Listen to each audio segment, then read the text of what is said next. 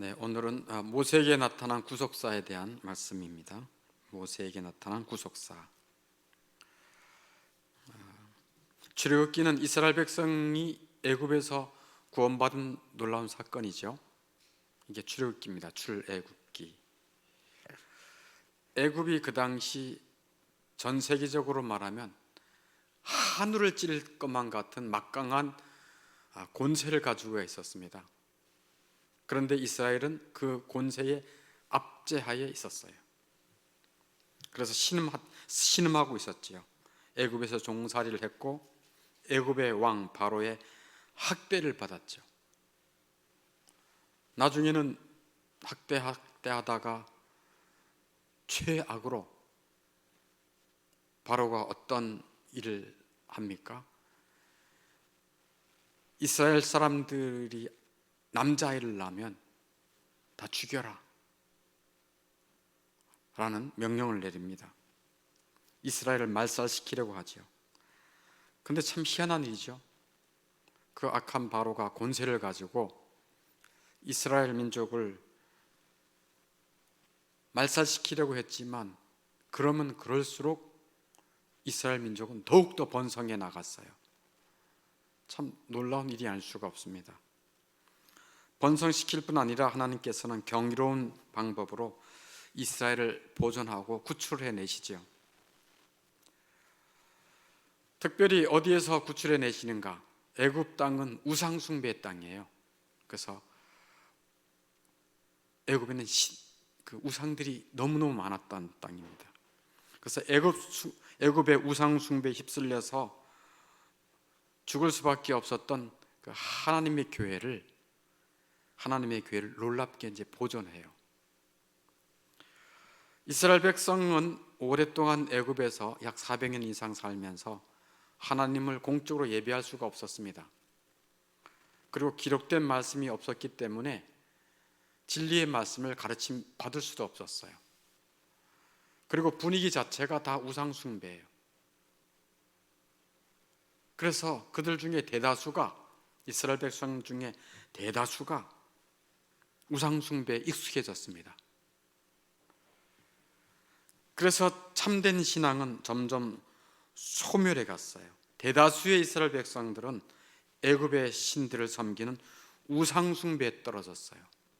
그것을 어떻게 알 수 있는가 하면 에스겔서 20장 6절 7절에서 확인할 수 있어요.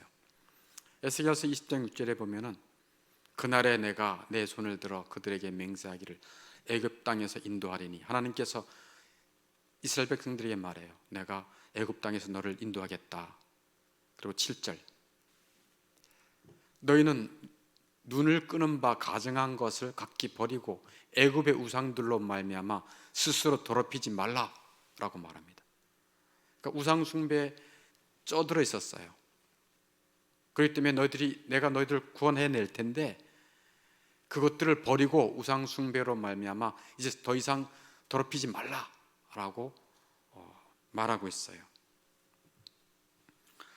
그래서 우상 숭배에 수많은 이스라엘 백성들이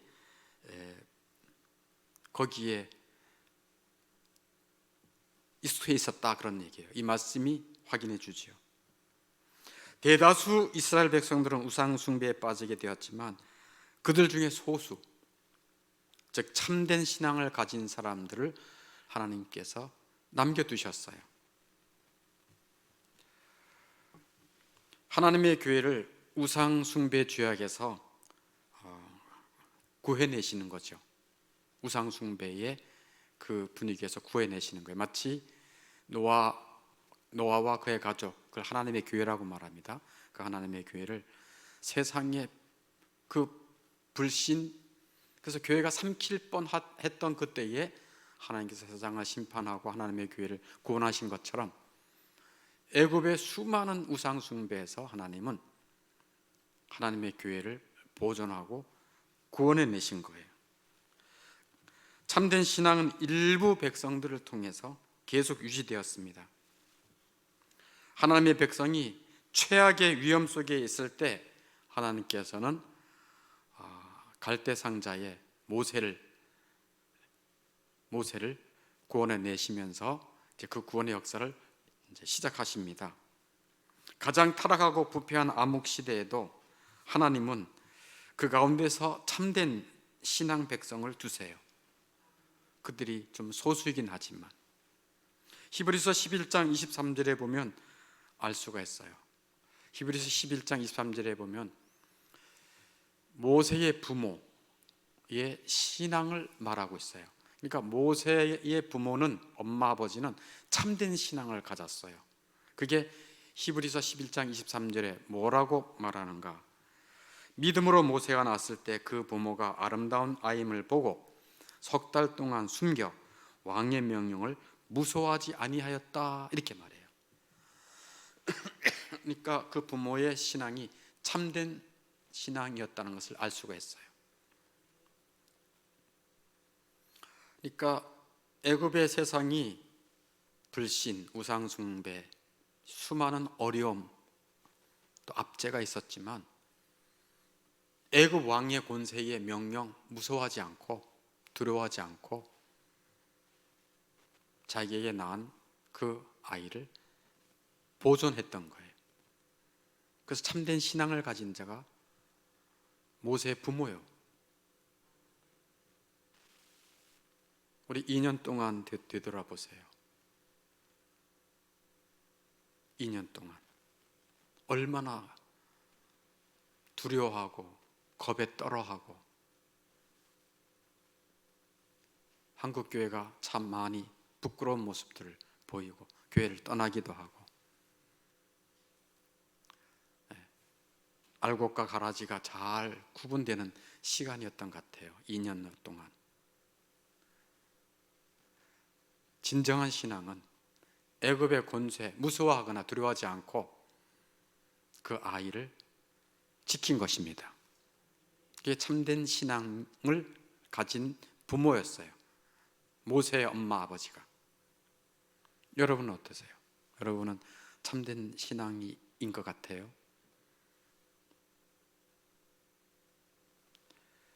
오늘 읽었던 출애굽기 2장에 보면 그것을 다 말하고 있죠. 출애굽기 2장 2절에 그 여자가 임신하여 아들을 낳으니 그가 잘생긴 것을 보고 석 달 동안 그를 숨겼다 라고 말하고 있죠.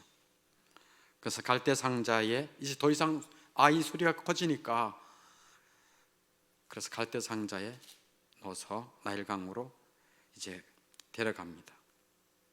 그렇지만 하나님은 그 믿음의 아들을 그냥 두지 않습니다. 10절에 모세라, 그래서 내가 그를 물에서 건져내었습니다. 물에서 건져내어 모세를, 하나님의 백성, 하나님의 교회를 구원할 뜻을 이루십니다. 이 암흑기에 이런 놀라운 일을 해요. 하나님은 모세를 나게 하셔서 죄와 비참 속에 있는 인생을 구속하는 그런 계획을 이제 보여주시죠. 그래서 구속하는 계획, 즉 그리스도를 보내실 그런 구속의 계획을 보여주시고 또 그 백성을 통해서 보존하시고 그리고 구원의 빛을 만방에 비추어 주시는 것을 계속해 나가세요. 그래서 오늘은 이 모세에게 나타난 구속사에 대해서 말씀하는데 크게 세 가지만 좀 말씀하려고 그래요. 첫 번째는 이스라엘 백성을 애굽에서 구원하신 사건은 그리스도의 구속에 대한 최고의 모형이다라고 말할 수 있어요. 이스라엘 백성을 애굽에서 구원해낸 사건은 그리스도의 구속에 대한 최고의 예표 또는 최고의 모형이다라고 말할 수 있어요. 이스라엘 백성의 이 구원 사건은 성경에 나타난 어떠한 사건보다도 장래에 있을 그리스도의 구속 사건을 가장 확실하게 보증해 주는 사건이에요. 네, 애굽에서 자기의 백성, 자기의 교회를 구원해 내신 사건은 성경의 어떤 사건보다도 그리스도의 구속의 사건을 가장 확실하게 보여주는 사건이 바로 이 사건이에요. 그래서 출애굽 사건이 그냥 단순하게 역사적 사건만이 아니다, 그런 얘기입니다. 이 구원은 분명히 예수 그리스도로 말미암아 일어난 사건이에요. 그 이유는 모세가 광야 불타는 떨기나무 속에서 여호와의 사자를 봅니다. 여러분 들어서 알지요? 모세가 어느 날 양을 치고 있는데 떨기나무에서 불이 났는데 나무가 타지 않아. 신기하다. 어떻게 이런 일이 있을 수 있지? 내 평생 처음 보는 광경이야. 갔죠. 3장 2절에 갔더니 옆에 누가 있습니까? 여호와의 사자가. 같이 한번 읽어볼까요? 여호와의 사자가 떨기나무 가운데로부터 나오는 불꽃 안에서 그에게 나타나시니라. 아멘. 여기서 여호와의 사자는 그리스도를 의미합니다. 그리스도가 모세를 부르신 거예요. 구원 사건의 시작은 그리스도입니다. 그래서 여호와의 사자를 그리스도라고 개혁주의 목사님과 신학자들이 다 그렇게 얘기를 해요. 그리고 떨기나무는 그리스도의 인성을, 그리스도의 이 육체를 가진 인성을 상징합니다. 떨기나무는 주로 광야에서 많이 자라는데 이것은 그리스도의 인성이 마른 땅에서 나온 것이기 때문에 그렇죠. 마른 땅에서 나왔다는 얘기는 이사야 53장 2절에 메시아 예언에서 찾아볼 수 있는데 조용히 들어보시고 혹시 궁금하면 찾아서 읽어보세요. 그는 주 앞에서 자라나기를 연한 순 같고 마른 땅에서 나온 뿌리 같다. 마른 땅에서 나온 뿌리 같다. 그래서 이 떨기나무는 그리스도의 인성을, 즉 육체를 가지고 이 땅에 오신 그리스도를 상징해요. 그리고 떨기나무가 타는데 불꽃같이 타잖아요. 이 타는 이것은 그리스도가 당할 고난과 죽음을 또한 상징합니다. 하나님의 무서운 진노 속에 그리스도께서 고난과 죽임을 당할 것이다 라고 하는 떨기나무의 이 극심한 이 고난을 그리스도의 죽음과 고난을 상징하는 것으로 봐요. 그런데 이 떨기나무가 그런 극심한 불타는 중에도 어떻게 됩니까? 떨기나무가 소멸되지 않아요. 그것은 곧 그리스도께서 고난과 죽음을 통과하지만 결국 고난과 죽음을 이기고 부활할 것을 상징하는 것입니다. 이게 떨기나무 속에 있는 신비한 하나님의 구속의 예표들이에요. 불타는 떨기나무 속에 성육신하시고 고난당하신 그리스도의 신비한 예표가 숨어 있는 것이죠. 이러한 영광의 구속주 예수 그리스도께서 애굽 땅에서 우상 숭배와 죄와 비참 속에 신음하던 교회를 구원하신다는 것을 말해주고 있는 것입니다. 이것은 예수 그리스도께서 자신의 죽음과 고난을 통해 그의 백성을 영적인 바로 곧 마귀의 압제에서 구원해 내신다는 것을 말씀해 주는 것입니다. 마귀 역사는 예나 지금이나 동일해요. 어떻게 하는 겁니까? 어떻게 하든지 하나님을 가까이 하지 못하게 하는 것이 마귀 역사예요. 그래서 하나님을 섬기지 못하게 하고 하나님을 사랑하지 못하게 만들어요. 바쁘게 세상 일에, 먹고 사는 일에, 자기의 일에 빠져서 하나님을 멀리하고 교회를 천대하고 자기를 위해 죽음을 당하신 예수 그리스도 무관심하게 만드는 것이 마귀 역사예요. 지금도 그렇습니다. 우리나라는 불신자가 점점 많아지고 있는 중에 있습니다. 여러분의 가족 중에도 있잖아요. 그렇죠? 예사로운 일이 아닙니다. 그냥 쉽게 넘어갈 일이 아니라는 것을 말씀드려요. 그리스도는 자기 백성을 이렇게 사단의 가혹한 압제 밑에 죄와 사망 속에 있는 자들을 구원하시기 위해서 여자의 후손으로 오신 것입니다. 이쯤 돼서 우리가 이제 상기해야 할 것이 하나 있죠. 그게 뭔가? 구속의 목적 4가지 혹시 기억하시나요? 첫 시간에 했는데, 구속의 목적, 왜 그리스도께서 구속하시려고 하는가? 구속의 목적 4가지가 있어요. 첫 번째, 너무 다 하진 않고요, 첫 번째 것만 기억해 주시면 돼요. 구속 사역을 통해 이루시고자 하는 목적이 뭐냐? 그것은 하나님의 원수를 자신의 발 아래 둘 때까지 굴복시키는 것이다. 무슨 소리입니까? 마귀를 굴복하는 것이 구속의 목적 제1번입니다. 이것은 창세기 3장 15절에 이미 말씀했잖아요. 여자의 후손이 너의 머리를 박살낼 것이다. 너의 머리가 누구 머리예요? 마귀의 머리죠. 요한일서 3장 8절에도 하나님의 아들이 나타난 것은 누구의 일을 멸하려 하심이라? 마귀의 일을 멸하려 하심이라. 고린도전서 15장 25절에서도 그가 모든 원수를 그 발 아래 둘 때까지 반드시 왕노릇하시리라. 고린도전서 15장 25절에도 말씀하고 있죠. 이게 구속의 목적 1번이에요. 그래서 우리 주 예수 그리스도의 자기의 원수들의 발 아래서 구원해 내실 수 있는 분은 오직 그리스도의 고난과 죽음의 공로밖에 없는 것입니다.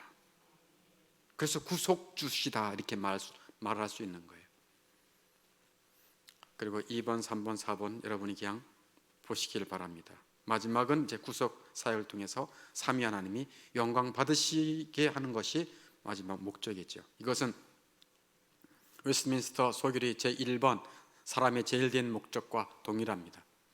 사람의 인생의 제일 된 목적이 뭡니까? 하나님을 영원롭게 하는 것이고, 그를 영원롭게 하는 것이고, 또 그를 영원히 즐거워하는 겁니다. 이것이 인생의 최고의 목적이에요. 우리 인생의 목적이에요. 자, 그래서 오늘 모세를 통해서 모세에게 나타난 구속사 제1번, 이건 뭡니까? 첫 번째는 이스라엘 백성들의 구원 사건, 즉 애굽에서의 구원 사건은 그리스도의 구속에 대한 최고의 예표, 최고의 모형이다 하는 것을 말씀드렸어요. 두 번째, 우리 잘 아는 게 있죠. 두 번째는 유월절 어린 양 사건 있죠. 유월절 어린 양의 피로 구원받은 사건도 그리스도의 구속을 예표하는 일이 바로 그리스도의 어린 양 사건이에요. 애굽 땅에서 다른 많은 사람들이 멸망당할 때 이스라엘 백성들에게는 어린 양의 피 뿌림을 받도록 허락하셨어요. 그래서 어린 양을 잡아서 좌우 문설주 임방에 발라서 그 피가 그 시대의 많은 죽음을 몰고 가는 재앙에서 구원해 낸 것이 어린 양의 피예요. 그래서 출애굽기 12장 13절에 내가 애굽 땅을 칠 때에 그 피가 너희가 사는 집에 있어서 너희를 위하여 표적이 될지라. 내가 피를 볼 때에 너희를 넘어가리니 재앙이 너희에게 내려 멸하지 아니하리라. 아멘. 어린 양 예수 그리스도의 피를 뿌림으로 인해서 세상이 멸망당할 때 하나님의 교회는 죽음의 재앙에서 건짐받은 것입니다. 뭘로요? 양의 피로. 예수 그리스도는 유월절 어린 양의 예표로서 어린 양으로 오셨어요. 그래서 신약 성경에 세례 요한도 그것을 언급하고 사도 바울도 그것을 언급하고 요한계시록에서도 사도 요한을 통해서 언급하고 있어요. 요한복음 1장 36절에서는 세례 요한이 이렇게 고백합니다. 저를 따라해 보세요. 보라, 보라, 세상 죄를 지고 가는 하나님의 어린 양이로다. 네, 어린 양이라고 말하고 있어요. 사도 바울은 고린도전서 5장 7절에 이렇게 고백합니다. 우리의 유월절 양 곧 그리스도께서, 우리의 유월절 양 곧 그리스도께서 희생되셨느니라. 아멘. 예수 그리스도의 희생의 피의 공로가 없이는 모든 죽음의 저주와 재앙과 이 땅의 모든 저주를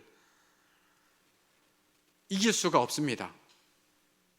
예수 아래에 있는 자들은 모든 저주와 심판과 어둠과 비참에서 구원받습니다. 이런 놀라운 소식, 구원의 소식, 기쁨의 소식 들을 수 있다는 것이 얼마나 복된 일인지. 여러분 복되십니다. 정말 복되십니다. 이런 구원의 구속사의 귀한 말씀들을 듣지 못하도록 다 차단당하고 있어요. 오고 싶어도 못 온다니까요. 여러분들이 불러주셔서 온 겁니다. 여러분의 본성으로는 못 와요. 사람의 본성은 그냥 편하고 싶고 쉬고 싶고 내가 원하는 대로 우선적으로 계획을 세우고 싶죠.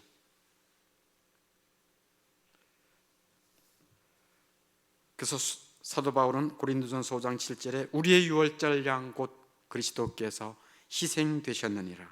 그리고 천국에, 지금도 천국에 능히 셀 수 없는 큰 무리들이 이렇게 고백하고 있어요. 요한계시록 7장 10절에 구원하심이 보좌에 앉으신 우리 하나님과 어린 양에게 있도다 하고 찬양하고 있어요. 구원하심이, 그 다음에 보좌에 앉으신 우리 하나님과 어린 양께 있도다. 구원하심이 보좌에 앉으신 우리 하나님과 어린 양께 있도다. 아멘. 여러분 그렇게 고백할 수 있습니까? 여기 지금 하늘 보좌에서 셀 수 없는 큰 무리들이, 즉 저 천국에 이미 들어간 하늘 백성들이 구원하심이 보좌에 앉으신 우리 하나님과 어린 양께 있습니다 하고 기뻐 즐겁게 찬양하고 있어요. 저희들은 이 시간에 무슨 밴드나 이런 거 하나도 없어도 우리 자신이 하나님 앞에 악기가 되어서 이런 찬송을 부를 수 있다고 한다면 그 영혼은 복된 영혼입니다. 마지막 세 번째, 홍해 바다에서 원수들을 전멸시킨 사건도 그리스도의 구속을 예표하는 일이었습니다. 이스라엘 백성은 어린 양의 피로써 죽음의 재앙에서 구원받았어요. 그리고 이제 손을 높이 들고 이제 애굽을 탈출해서 이제 나오고 있어요. 하나님이 십계명을 주면서 분명히 말했죠. 뭐라고 말합니까? 십계명을 주면서 여러분 많이 좀 들어봤죠. 십계명 출애굽기 20장 2절에 나는 너를 애굽 땅 종되었던 집에서 인도하여 낸 내 하나님 여호와니라 이렇게 말씀하잖아요. 나는 너를 애굽 땅 종되었던 집에서 인도하여 낸 내 하나님 여호와라 하고 말해요. 애굽 땅이 무슨 뜻이래요? 우상 숭배의 땅이고, 종되었던 집이 뭐예요? 비참한 곳이라는 거예요. 비참한, 종은 비참 그 자체예요. 그래서 우상 숭배의 땅에서 내가 너를 인도했다. 비참한 종살이에서 내가 너를 인도했다. 누구의 공로로? 어린 양 예수의 피로. 아멘.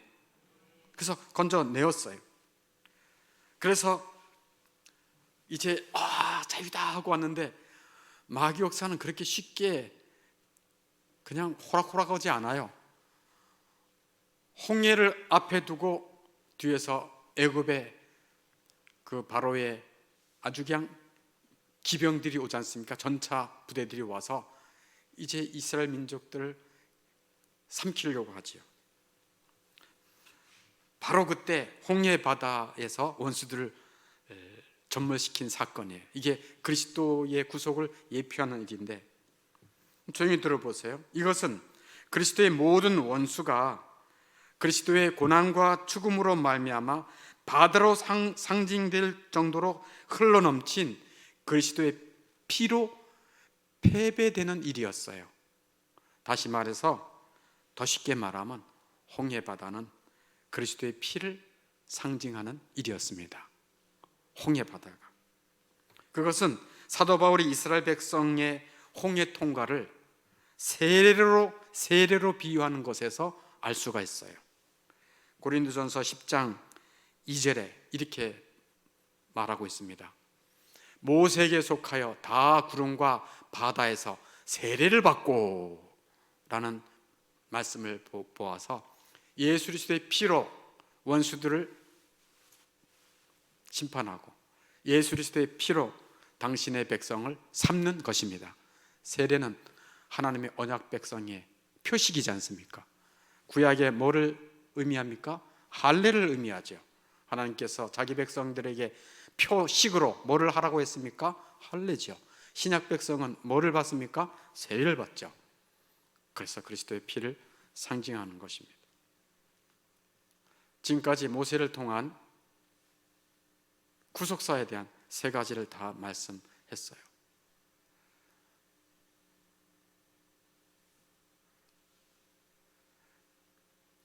여러분은 이 세상에서 우상숭배하고, 우상숭배가 뭡니까? 하나님보다 더 사랑하고 의지하는 것이 우상이에요. 우리는 다 우상숭배자였어요. 가장 많은 우상은 뭡니까? 자기숭배예요. 자기숭배, 자기주장, 내가 잘났다, 나의 과시, 내 사랑, 내 것, 나를 높이는 것. 그런 우상숭배는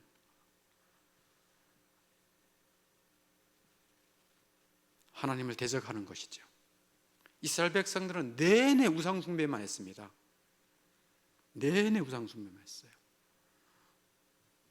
우상숭배로 계속 유혹하는 것이 이 마귀역사예요. 마귀역사라니까요. 그래서 영적 바로라고 할 수 있는 이 마귀의 압제와 비참 속에서 구원해 주시는 분은 그리스도 외에는 없는 것입니다. 그 그리스도로 말미암아 구원받을 수 있는 길을 안 자들은 어떻게 살겠습니까?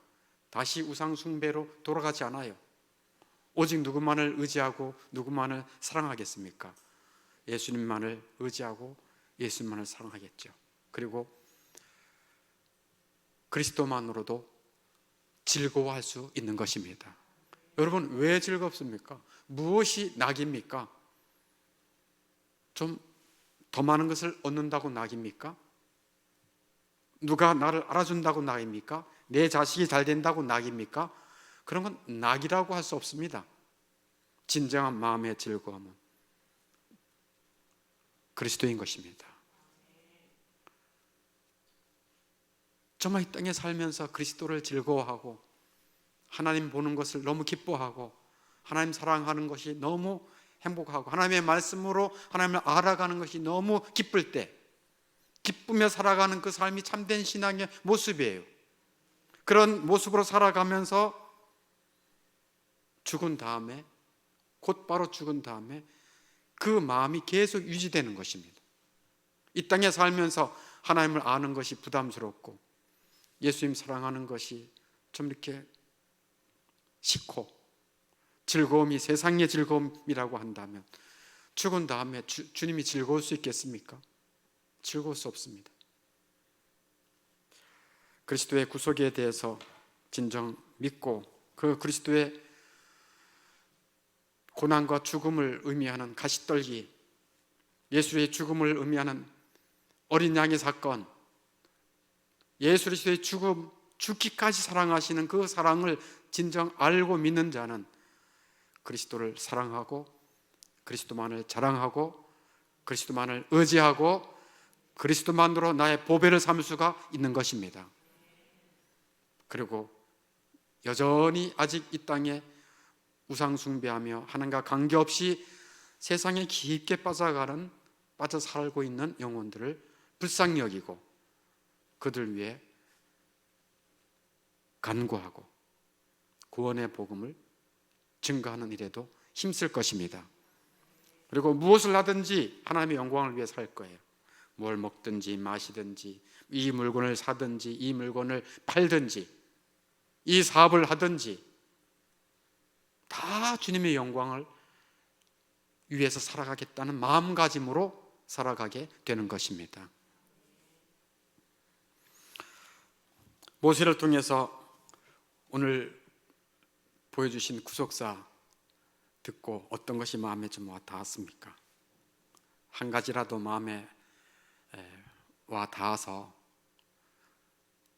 여러분의 영혼이 예수님으로 말미암아 새로워지고 여러분의 삶이 주의 영광을 위한 삶이 되기를 간절히 바라겠습니다. 네, 우리 함께